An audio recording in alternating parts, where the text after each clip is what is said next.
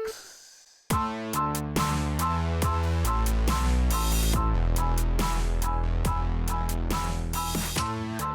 right. Welcome to another Why on Earth episode, everybody. My name is Liam Watkins, and this is my good friend and other host, Marquise Hogains. In this time, in this quarantine, we've had the opportunity to interview a bunch of people, and today we have another interview guest, a very special person to me, an inspiration, a very, very talented woman, and also one of the funniest people I know. My girlfriend, Skyler Joy. Ow! What an entrance. What's up, Scott? My knee. I hit his shoulder. Welcome, Skyler Joy. Thank you. I'm excited to be here. Thanks for having me. Been waiting for the opportunity to come on here. It just hasn't come up till now. So here I am. Every day you're just like, why is Liam not asking me to be on his phone? I go in the bedroom and I lay there and listen. When are you gonna ask? Anyway. Well, we have you on today, and we're excited to talk to you about your career, what you've been up to, and a lot more. So let's get started. Let's do this. Okay. Yes, Scott. It's been a minute since I've seen you physically because of this quarantine. And how have you been keeping busy? Schuyler is before you answer that, Schuyler is an actress, funny woman, just a light, loves her moomies, her dogs. And I'm just really curious about how this time for you has been, how it's affected your career, how you've sort of got creative and found new ways to earn money and be an actress still. Yeah, I mean, every day I feel like has been different for me. Like, I'm an extremely emotional person already. I'm a Scorpio, so I get moody. What is that face? But so it's been hard. And I think it's been hard for a lot of people, but I'll be really excited one day because, well, not excited, but I'll be really happy one day and grateful and positive. And then towards the afternoon, I've started to notice that my mood starts to shift and I'm not as productive. I'm down. I'm having a hard time. I don't know, the mornings always seem more productive, but then I'll have other days where it's just I just don't feel good. I don't know. I don't know if you guys have, I know you have experienced the tiredness that this has brought. Have you felt tired? Not until the past 2 weeks. Okay. Yeah. And how are you doing a lot of self-tapes at home? Sending in auditions that way? Are you auditioning right now or? There hasn't been many auditions. So we've been quarantined today is 69 days, that we have been inside. We go to the park and everything, but in the beginning, I was still getting a couple auditions, self-tape auditions. Luckily, I had Liam to be my reader, but they slowed down, and my manager told me that everything just went on pause again. It was okay, maybe things will lift up because the governor said 15, 20 days, right? And then this would be over, the lockdown. So, right? Yeah. And so I think that projects were okay, well, let's just keep auditioning and trying to cast because we could still be able to film. And then everything just went silent again. So no, at this time it's been quiet audition wise. Yeah, the whole industry right now, entertainment industry is kind of shut down. I know music wise there's been some concerts, online Zoom concerts kind of stuff, but most of the stuff that's been acting wise has been casting directors will send out a whole thing where it's hey, send in an audition, or here, I'll throw a couple scripts out, old scripts, and then I want some auditions or some monologues and that kind of stuff, because we don't know when we're opening back up. We don't know when, because a production has hundreds of people on it, close together. And I think they're going to start out with some skeleton crews, the least amount of people as possible when they start to roll things out. But yeah, it's been difficult, but there has been some things that Schuyler has some news that she's gotten. She's been working on, she worked on a project recently and it's finally coming out. We have an air date. Yes. You want to tell us a little about that? You have a hair in your eyelash. He had a hair on his eyelash. Okay. I had to get it. It was really bothering me. Yeah. So to sum it up, actually, it's been about a year. 2 years since I started auditioning for this project, and then I booked it a year later. It's a series regular role on a show coming out on Starz called P-Valley. We got the premiere date yesterday. It's going to be out July 12th. And it's about strippers in Mississippi at a small club. It's actually about like 7 people, I believe, that are core characters, but they're all involved in some way in the strip club. And it's just, the show is hilarious and dramatic. It really has everything in it, and it's very relatable. It's going to be an awesome show. That's to sum it up. But yeah, Marquise and Liam experienced pretty much the whole thing of me getting the role, the ups, the downs. So, but during this time, we were supposed to premiere in June, and then we found out yesterday it's July 12th, but it's good to get that date. And it's been a really exciting process during this time.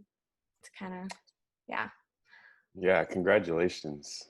One thing that was on our minds I'm sure you and Liam have kind of talked about this, but something that was on my mind was thinking back to that night when we sent you off. The night I remember.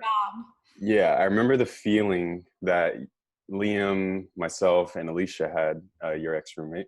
The feeling was just like, I don't even know how to necessarily put it into words, but it was this feeling that exactly what was supposed to be happening was happening. Like, you were supposed to get this role. You worked your ass off for 2 years to like continuously fly to Atlanta, right? To audition whenever you needed to, or do auditions here. And I remember the other feeling with it was, okay, the fact that this is happening to someone I know must mean, it doesn't have to mean, but I'm sure it does mean that like we're all elevating at the same time. You know, you were just like an example, a beacon for us to be like, oh yeah, let's follow that energy, let's follow that vibe. So how do you feel about that whole process? Like, do you excuse me, how do you feel about that process in terms of like bringing it on, like manifesting it? Yeah. I mean, it definitely made me a true believer in manifestation if I wasn't really already. But I went through a lot of ups and downs with the audition process. And I feel like in one of my dark times, lots of dark times over here. Anyway, Liam he came into my life. And if you guys don't know, the way that we all 3 met, we were neighbors in our old apartment. And that's how we all kind of know each other, and how we fell in love. So, but Liam was somebody that came into my life and kind of was like, have you ever manifested, like, and somebody in a dark place, like for me anyway, is like, I want to try anything. Like, I'm having such a hard time. For somebody to say, you can do something about it. Like, you can manifest what you want, your dreams. And so after he said that to me, I really was like, you know what? It can't hurt anything. And I think even before that, I was always manifesting, but in different ways that I didn't even realize. And so I started doing things like I would put reminders on my phone that were like, I am a series regular. I am a talented actress. I am kind-hearted and, this and this, whatever you want to manifest. And I started like really truly believing it. That was the thing, is like, I really believed the things that I saw on my phone that I was saying to myself. I could visualize it when I was saying it because I knew it would happen. I didn't know when, but I could see it. You know what I mean? Mm-hmm. And so when it actually happened, it was kind of like, it was very surreal in that moment. It was surreal, but it was also like this was supposed to happen. I've been manifesting this, but you never really think how you're going to feel in those moments sometimes, you know? You just think about getting there, but we don't really sit there and go, well, how am I going to feel when I've actually manifested this, you know? So when it happened and I got the call, it was just, I believed it, and I believed in God, and I believed in manifestation if I didn't already. You know what I mean? Like, it was just like, this is real. It was like proof in the pudding. It was proof. Yeah. Yeah, you saw it. I did. Yeah, no, it was a really cool experience to, you know, when you're setting intention and manifesting the dreams that you have, the goals that you want to accomplish. Sometimes when you do accomplish them, you don't even realize that you manifested that 6 months ago or 3 months ago. Right. But when you see somebody else that you're very close to set the intention, put the reminders on her phone and write or have a vision board and all that stuff, and then you start to see one by one all of them come true, it's quite miraculous. I mean, I don't know if that's the right word, because it's not necessarily a miracle. It's you know, it's the power of our words, it's the power of our intention, and then it's the true belief that we have that really sets that all into place. So I wanted to ask you, Schuyler, how I guess I'll talk to you here. How was the process for you of mainly the ups and the downs? So in the whole audition process, Mm-hmm. you're kind of in the dark as an actor. You're getting you're getting a call from your manager, your agent. You are on a veil. You're on hold. Actually, production wants to get another audition for you. How did you handle those ups and cope? How did you cope with those ups and downs? Man, it was really hard. I mean, it's like somebody's like, here's your dream, right? And you've worked so hard, but we're just gonna take it away, right? Like, you're right there, right? And then they're like, actually, no. And you like think it's the moment, but it's not, you know? But it is. Okay. But it was really hard. I cried a lot. Like, in those down moments, it was just disbelief, because I couldn't believe that I was able to feel so connected and so like, this is my role. This is my project. I would spend like hours upon hours working on, I still do on auditions, but in that audition in particular, I just felt so connected. And the thing I always compare it to is like, you know, when you meet someone or you see something and you don't know why, and this might just happen to me and certain people, but you feel in your gut that you're going to have some connection down the line to that person or that thing. Does that make sense? It could just be me. Mm-hmm. Like, I'll meet someone and I'll talk to them for a minute and just be like, I don't know how, but somewhere I'm going to see this person again. I just feel it. That's how I felt with this project. I just felt it. I just felt like, I don't know if it's this role. There's some connection. There's something, you know? So when that was taken, when that was like, actually no, because to let them know, like, the role several times through the audition process was uncertain, or I was in the dark. I was put in the dark. So it was kind of like, I didn't know what was going on, kind of thing, right? Is that the way to put it? Kind of going off like blind faith, almost, to go back to what Liam said. Like, you have faith, but you're in the dark, so you're like, I guess I'll believe, you know. You think you're on the right path, and then you don't hear anything for months. That's kind of that, just so they understand. So when those moments came, I cried a lot, and I would allow myself to do that because it felt good in the moment. And I would allow myself to eat whatever the fuck I wanted. And then I would hit that point where I'm like, okay, stop. Enough is enough. Get back up. Are you going to give up? to myself. I would say, are you going to give up? And the answer was always no. It was always no. No matter how bad I felt inside, how much I wanted to give up, the answer is always no. So then it's like, okay, well then what are you going to do? And I get my ass back to the gym, and I would start eating healthy, and I would start manifesting again. You know, so that's how I coped. Dope. And do you feel like, just in your own experience, that those moments where you were just like letting yourself go, did you ever, you know, of course the answer was always ultimately no, but did you ever feel like it was slipping away at any point and like maybe you were supposed to pivot to another career, or did you always just sort of just like that feeling of just like, I know, I just gotta. Like with acting in general? Acting, YouTube, just anything that is just like Schuyler. Like, did you ever feel like Schuyler had to pivot to another way of being? No. For me, acting has always been what my purpose is. And I mean, I have many different purposes, but I've always known that is what I'm supposed to be doing, and that is what I love to do. And there's never been a question. I mean, maybe I felt a little hesitant when, you know, people in my life that are close to me kind of were questioning it, or maybe trying to put a plan B in my head, which has happened my whole life.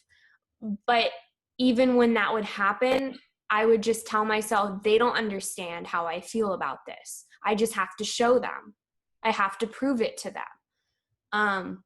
As I've gotten older, I've kind of been like, you know what, as a human being, I do have other interests and hobbies and things that I love to do. And I explore those things, but they all always come back to my acting. I'm always like, oh, how can I use this experience in this scene? You know what I mean? Like that's how I've always, yeah. To your question, that's it. That's what it is. You know? Yeah, I want to. So I think that we've fast forwarded to where you are now, and I want people to also get a glimpse of kind of what your childhood was like, and when you realized that you were an entertainer, a thespian. Like the first time. Yeah, when was the first time? And also, you have a really unique backstory. So give us just a glimpse of what that was like for you. Okay. Well, I was born in Chicago, and I moved to, get this, Ketchikan, Alaska, when I was a couple years old. And so we got to Alaska, and we were only supposed to be there for a year, and my mom ended up falling in love with her real estate agent, and we ended up staying my whole childhood. So that's kind of my backstory. That's where I grew up. And as far as like the arts and entertainment go, I knew from a very early age that I was supposed to be an actress. I knew when I was 5 years old, that's my thing.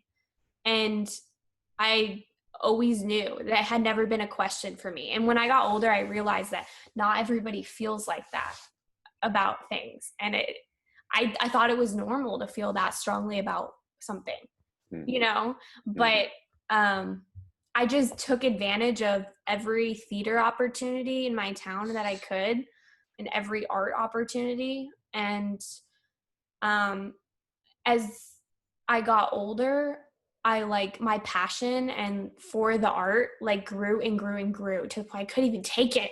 Like, I can't explain it. I just felt like this is what I need to do. This is my path. I know my path. I need this. And I think that I had a hard time relating to a lot of people in Alaska with that kind of mindset.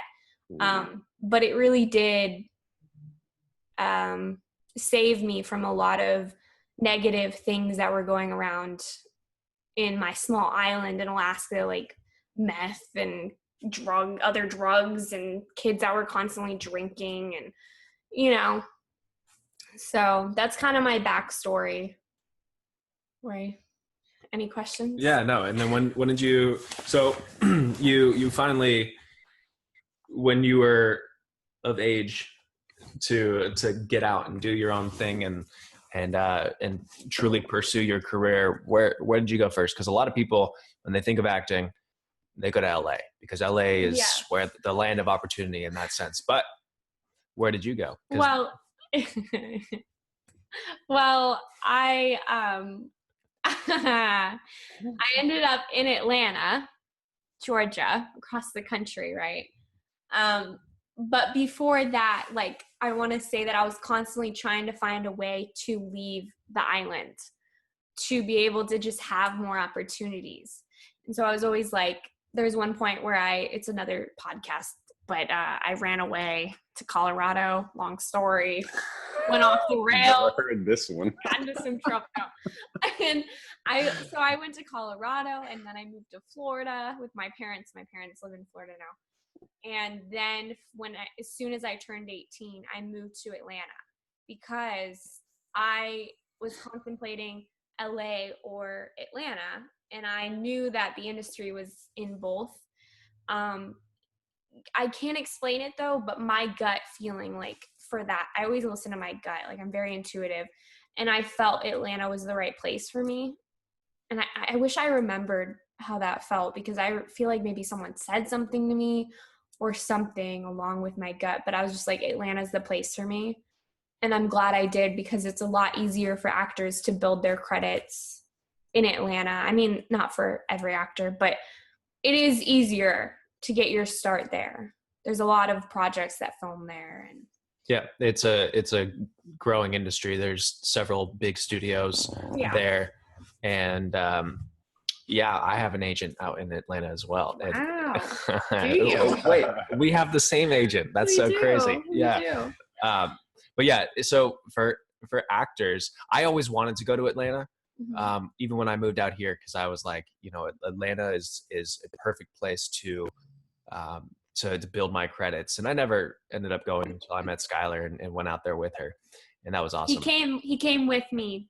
For the viewers, he came with me while I filmed in Atlanta, because that role required me to fly back for 5 months and film. And Liam over here. Yep. So I took my roommate, Skyler. I know. I packed everything up. Marquise got the dogs. Oh, you can't blame him. He was young and in love. It happens. I would do the same thing today. And it was the best thing that could have happened, most definitely.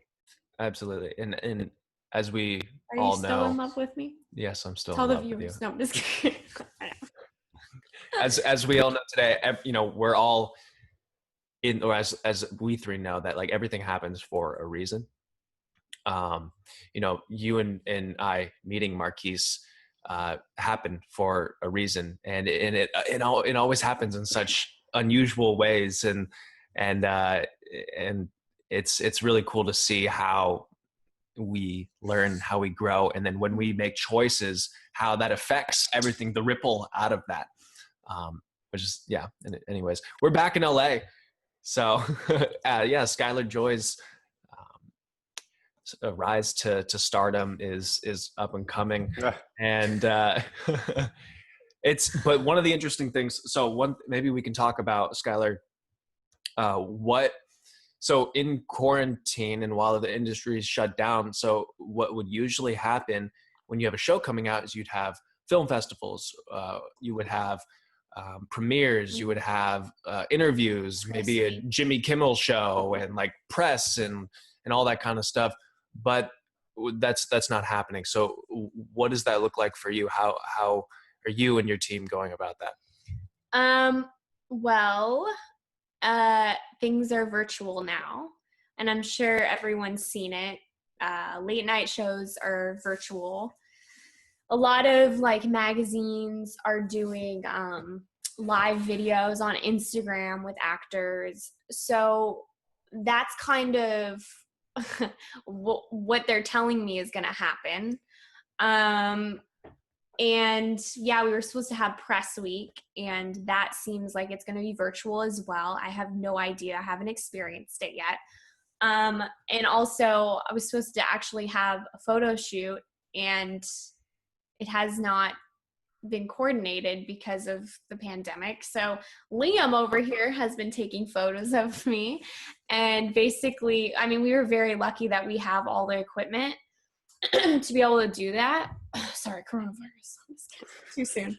And so we have all the equipment. So we're very lucky to be able to do photo shoots by ourselves, but it still is very stressful. I mean, and I do feel like I am upset that I don't get to have those experiences, but I still get them. So I'm still grateful. But that's kind of what's been going on. But I was going to say, does it take a little bit of pressure off of you? Because, you know, you're not going to be in a room full of 50 reporters and they're all asking you the same question about the show and your character. I don't know. I haven't been there. Okay. I don't know. Maybe. Yeah. I feel like it would take pressure off for me. The thought of it kind of is a little scary, but I mean, it sounds fun at the same time, but like just doing it online, you're in a comfortable situation at home. It's not as bad, but I don't know. It's different for everyone. I'll let you know. Yeah, we'll have to do a part 2. I'll let you know. I was struck by something you said a little while ago, Sky, which was when someone maybe mentioned you should stay in Atlanta, or maybe you just like felt it or whatever, but like ultimately what it came down to in my head for you was feeling, right? And so I thought of the question, like, why on earth would anybody and I would love you to answer this question, invest so much in an industry where sometimes you are, you know, uncertain. What is it about that feels right for you? And how do you know when you need to like go the other direction? Like if there's like a director who like, what is my feeling kind of like when it happens? Yeah. Because I think the reason I ask, I'm sorry, is because I think most people sort of think a lot about the things, you know. Someone might think like, oh yeah, like Atlanta, it's great, but I think I should probably be in Hollywood where it's like. Let me ask you this. Mm-hmm. Do you believe in signs? Absolutely. Okay. Yes. So do I. So I believe in signs too. And a lot of times I see them in numbers. I see them sometimes, like I'll pray and just say, I would need to see this sign. Like just give me a sign. And you could be specific. I need to see roses. This happened to me the other day. I need to see roses. And I was FaceTiming with my mom, first call of my day. And she's like, look at what I brought to work from my garden. There's roses. It was just weird. And so I believe in signs, and I've always been very intuitive, whether I've known it or not. And so when I'm faced with a decision, I really go based off how I really feel. And I know that's the right decision. So the feeling can be just right. And of course there's nerves that come with it, but I always also, with my gut feeling, look for signs. So a good example would be when I was living in Atlanta and I was faced with the decision, I feel in my gut it's right to move to LA, and I just don't know. You know, everyone's telling me to just stay. Everything's here. Why would I leave? And I prayed about it and I said, you know, give me a sign. I feel like I'm supposed to leave, but I just need like one last big sign to just make me mark it on my calendar and leave, you know? And that night, when I was at a party at a friend's house, my house was broken into. My house was trashed. All my valuables were taken. And that thing, that like all the furniture and stuff in my house, that was one of the things keeping me in Atlanta. Because I'm like, what am I going to do? I mean, I have all this stuff. I'm comfortable. I have couch. I have a bed. Like, why would I leave? It took me a long time to get here. But when that happened, to me, it was like, that was a huge sign. It was like, leave. You have nothing here. You don't have anything here. And so it was just kind of like a laugh. I mean, it was really hard, but it was also like, that's the sign I needed. Also, another way is like, I look through what other people are saying to me. And I always believe that if somebody says something to you, like 3 different people say the same thing to you, then it's probably a sign. And that's just what I believe. So, and And I also think that if things happen with a flow, that was your path. You're on the right path. If things are going with a flow. Of course, we have hard times, right? But I mean, like, if you are considering moving and it's just not, you can't, like, things are just not going your way, this and this is happening, you just can't, then maybe I don't think it's for you. That's not your path. Does that make sense? Of course, we all have hard times, but if it's like overwhelmingly like don't do it, then don't do it. Sometimes it's like push through the resistance, because that's like a testament to your like your faith in whatever you're heading towards. But yeah, if it's like beating you down type of resistance where it's like it doesn't feel good even, maybe it's I think I put it in the right way. I don't know. I don't want people to think they're going through a hard time and then they're like, oh, well, then that's a sign, because maybe it's not. I pray about it. I don't know. You said it perfectly well. I think one thing that we often do is like, we feel like we're so responsible for the way people like receive the information. But I think what you said is perfect. Basically what you said, what I heard was you found like a nuance in the process. Like if it felt good, you continued to do it, and if it felt bad, sometimes you would just like go through the bad feelings and shift if you needed to. But ultimately we sit here with you right now talking about your successes in a career that beats people down sometimes, but you are thriving the way that I perceive you, so thank you. Congratulations. And I look forward to just continuing to watch you grow. So thank you. And I also want to say, like, I'm huge into spirits, like spirit guides, and everyone's like going to be like, wait, what? Which is the skirt? Because spirit guides, like, it's a whole nother podcast that we'll do, but you do have spirit guides. And if you just ask them for a sign, like, and you really believe in this, and this is just in my case, they will show you signs. They're there. They will give you signs. Everyone's like, what the fuck? Just, this took a weird time. Yeah, stay tuned for that one, because yeah, we have a whole nother podcast planned with you regarding signs, spirit, and possibly something to do with being a medium. That later, but that would take a lot of time. I have a question. Shoot. So I know you've already given a lot of advice based on your experience, but if for those, whether they're actors or just people that know their purpose or are attempting to learn their purpose and following, like, what advice do you have to people in regards to understanding their purpose? Yeah, their purpose. That question's always hard for me, because like I said earlier, have never had a question about what mine is. And so it's hard for me to relate to somebody that is hesitant or trying to figure out what their purpose is, because I've never experienced that. But I mean, I don't know. I guess ask your friends what you're really good at. Think about the things that you really love to do. And I think that when you find your purpose, if you haven't yet, like, it feels overwhelmingly good and it feels right. It feels like this fits me. This is who I am. It aligns with you, and I don't believe that there'll be any question about that when you figure out your purpose. And I do believe that some people have many different purposes, like my lovely boyfriend over here. He has many. Yeah, no, the reason I ask is because as you know, when I was 5 years old, I wanted to be in the Olympics.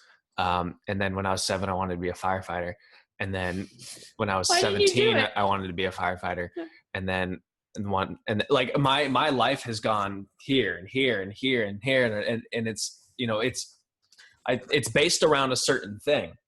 I think that's what you're saying. It's like what you're good at, what makes you happy and how you affect other people. That is, firefighting, being working hard to be in the Olympics, this podcast, all those kind of things have something similar. But some people, I think that they don't find their purpose until later in life. And I think that the advice I would give to those people that feel like they haven't found it and they're trying to figure it out, you keep experiencing things, keep growing, and you will find it, and trust yourself and the people around you that know you really well.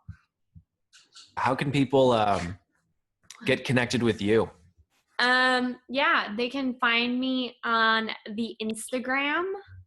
Don't know if you know what that is, but it's an app.